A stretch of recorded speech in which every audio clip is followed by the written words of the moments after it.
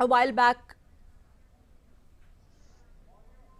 Corona की made in India vaccine और दुनिया के सबसे बड़े टीकाकरण अभियान, इस विषय में अभी विस्तार से हमारी चर्चा हुई। प्रेजेंटेशन में भी काफी चीजें डिटेल बताई गई है और हमारे राज्यों के डिस्ट्रिक्ट लेवल के अधिकारियों तक बहुत विस्तार से इसकी चर्चा हुई है और इस दरमियान कुछ राज्यों से अच्छे सुझाव भी मिले हैं। केंद्र और राज्यों के बीच इस संवाद और सहयोग ने कोरोना से लड़ाई में बहुत बड़ी भूमिका निभाई है। एक प्रकार से फेडरलिज्म का उत्तम उदाहरण इस सारी लड़ाई में हम लोगों ने प्रस्तुत किया है। साथियों, आज हमारे देश के पूर्व प्रधानमंत्री स्वर्गीय लाल बहादुर शास्त्री जी की पुण्यतिथि भी है। मैं उन्हें अपनी भावभीनी श्रद्धांजलि अर्पित करता हूं। 1965 में शास्त्री जी ने एडमिनिस्ट्रेटिव सर्विस की एक कॉन्फ्रेंस में एक महत्वपूर्ण बात कही थी, जिसका जिक्र मैं यहां आपके सामने करना चाहता हूं। उन्होंने कहा था कि the basic idea of governance as I see it is to hold the society together so that it can develop and march towards certain goals. The task of the government is to facilitate this evolution, this process. मुझे संतोष है कि corona के इस संकट काल में हम सभी ने एकजुट होकर काम किया। जो सीख लाल बहादुर शास्त्री जी ने दी थी, उसी पर चलने का हम सब ने प्रयास किया और इस दरमियान संवेदनशीलता के साथ त्वरित फैसले भी किए गए, जरूरी संसाधन भी जुटाए गए और देश की जनता को निरंतर हम लगातार जागरूक भी करते रहे। और आज इसी का परिणाम है कि भारत में कोरोना का संक्रमण वैसा नहीं है और न ही वैसा फैला है जैसा दुनिया के अन्य देशों में हमने देखा है। जितनी घबराहट और चिंता 7-8 महीने पहले देशवासियों में थी, अब लोग उससे बाहर निकल चुके हैं। ये अच्छी स्थिति है, लेकिन केयरलेस न हो जाए, ये भी हमें चिंता करनी है। देशवासियों में बढ़ते विश्वास का प्रभाव आर्थिक गतिविधियों पर भी सकारात्मक रूप से दिखाई दे रहा है। मैं आपके राज्य प्रशासन की भी दिन रात जुटे रहने के लिए प्रशंसा करता हूं। साथियों, अब हमारा देश कोरोना के खिलाफ लड़ाई में एक निर्णायक चरण में प्रवेश कर रहा है। ये चरण है वैक्सीनेशन का। जैसे यहां जिक्र हुआ, 16 जनवरी से हम दुनिया का सबसे बड़ा टीकाकरण अभियान शुरू कर रहे हैं।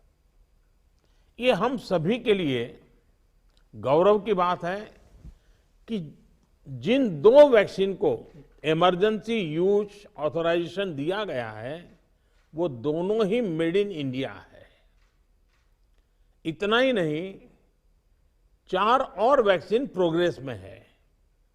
और ये जो मैं करीब 60-70% काम पहले राउंड का होने के बाद बैठने की चर्चा इसलिए करता हूं कि उसके बाद और वैक्सीन भी आ जाएगी और जब और वैक्सीन आ जाएगी तो हमें फ्यूचर का प्लान करने में वो भी एक बहुत बड़ी सुविधा रहेगी।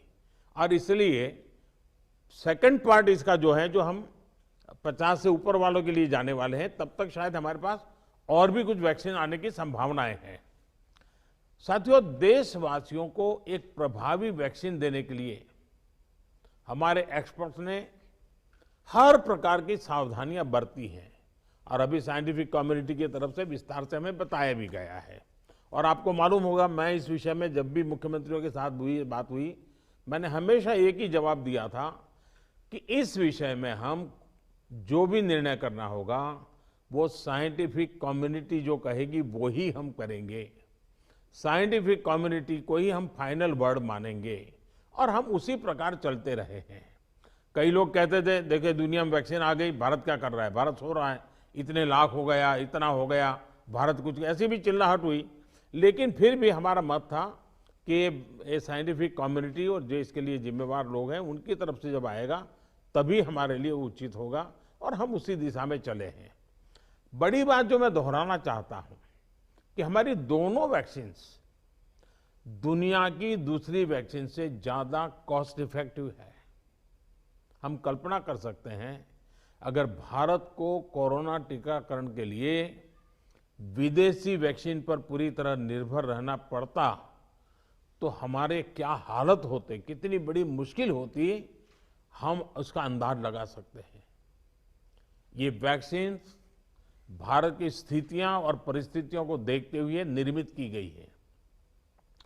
भारत के टीकाकरण का जो अनुभव है, जो दूर सुदूर क्षेत्रों तक पहुंचने की व्यवस्थाएं हैं, वो कोरोना वैक्सीनेशन कार्यक्रम में बहुत उपयोगी सिद्ध होने वाली है।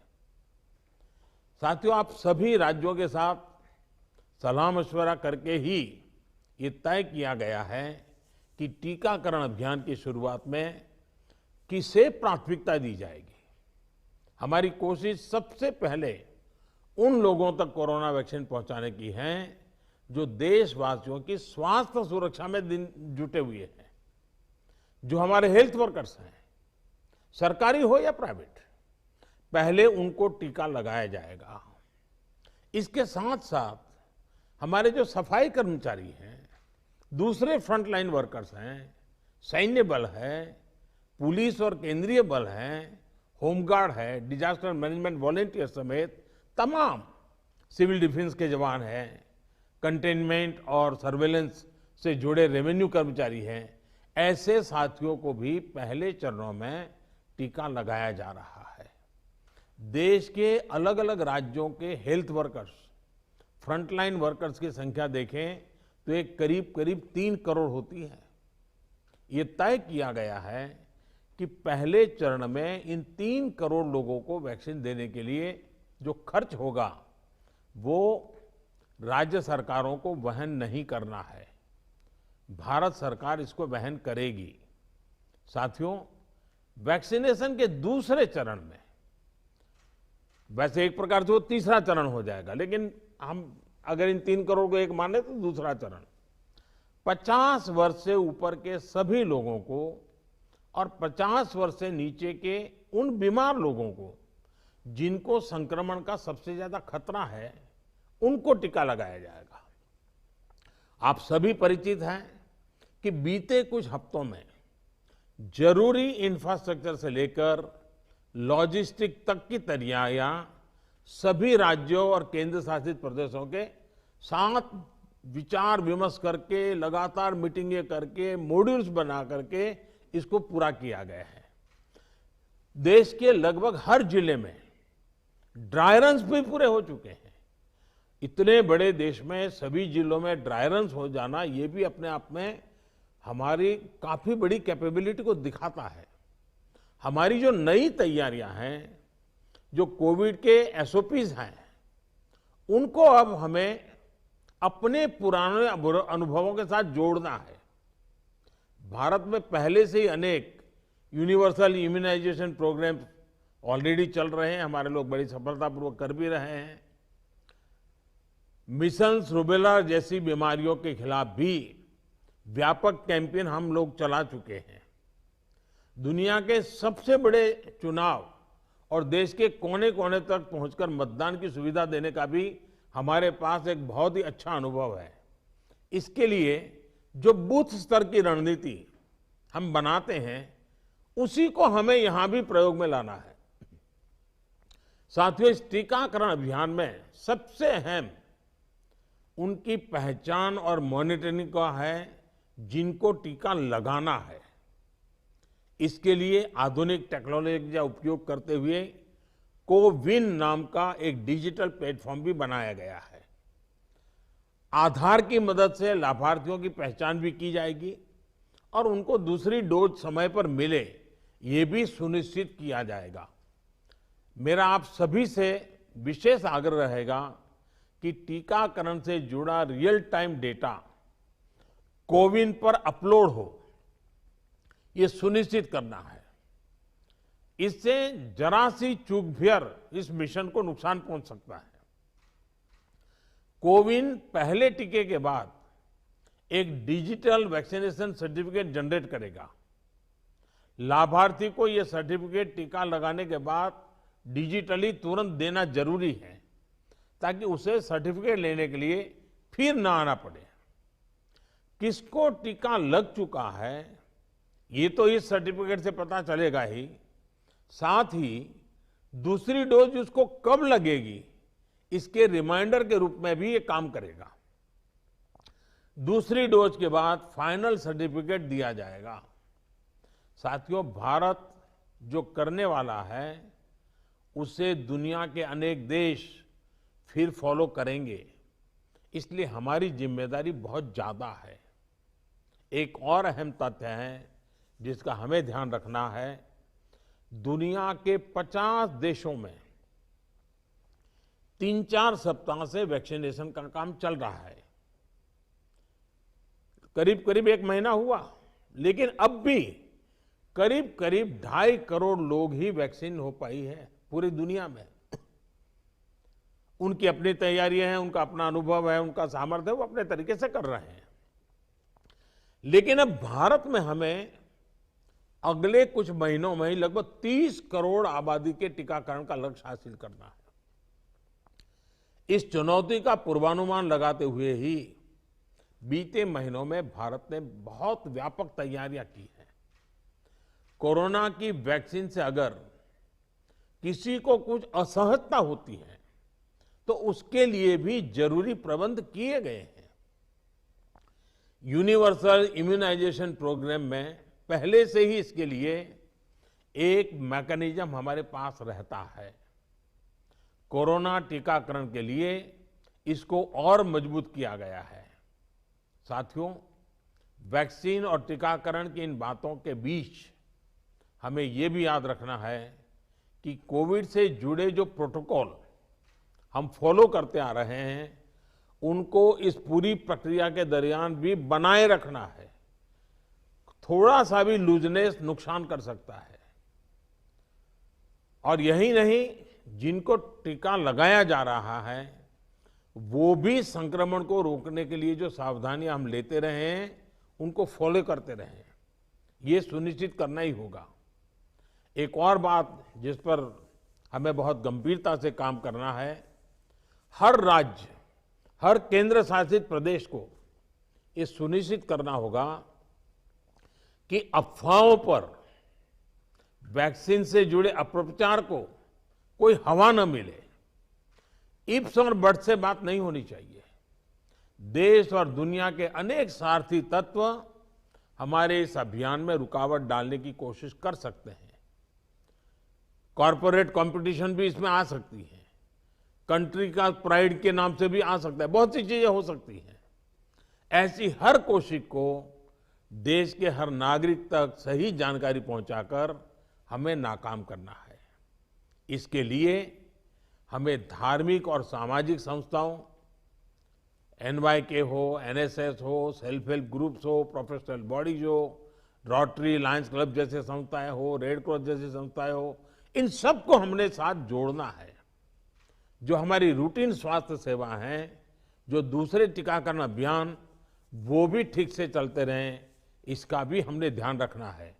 क्योंकि हमें मालूम है कि हम 16 को शुरू कर रहे हैं, लेकिन हमारी 17 को एक रूटीन वैक्सीन का भी डेट है।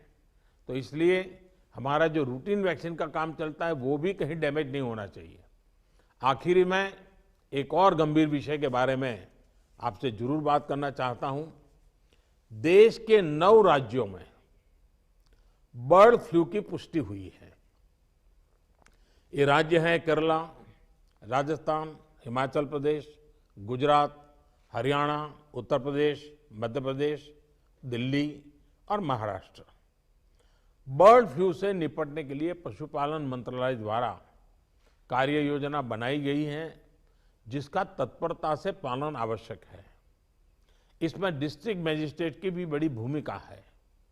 मेरा आग्रह है कि प्रभावित राज्यों के मुख्यमंत्री साथी भी मुख्य सचिवों के माध्यम से सभी डिस्ट्रिक्ट मजिस्ट्रेट का मार्गदर्शन करें।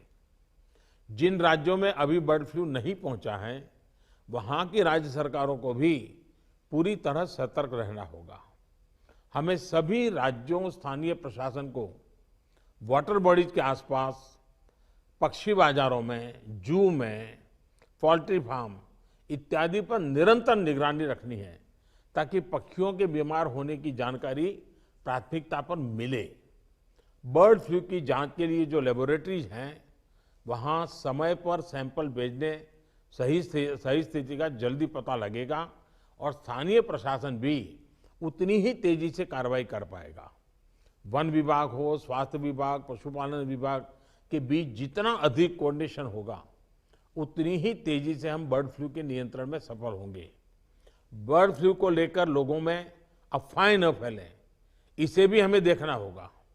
मुझे पूरा विश्वास है कि हमारे एकजुट प्रयास हर चुनौती से देश को बाहर निकालेगा। मैं फिर एक बार आप सबका बहुत आभारी हूं और 60% काम होने के बाद हम दोबारा एक बार बैठ करके रिव्यू करेंगे। उस समय जरा विस्तार से भी बात करेंगे और तब तक कुछ नई वैक्सीन आ जाए तो उसको भी हम संज्ञान में लेकर के आगे की अपनी रणनीति बनाएंगे। बहुत बहुत धन्यवाद आप सबका।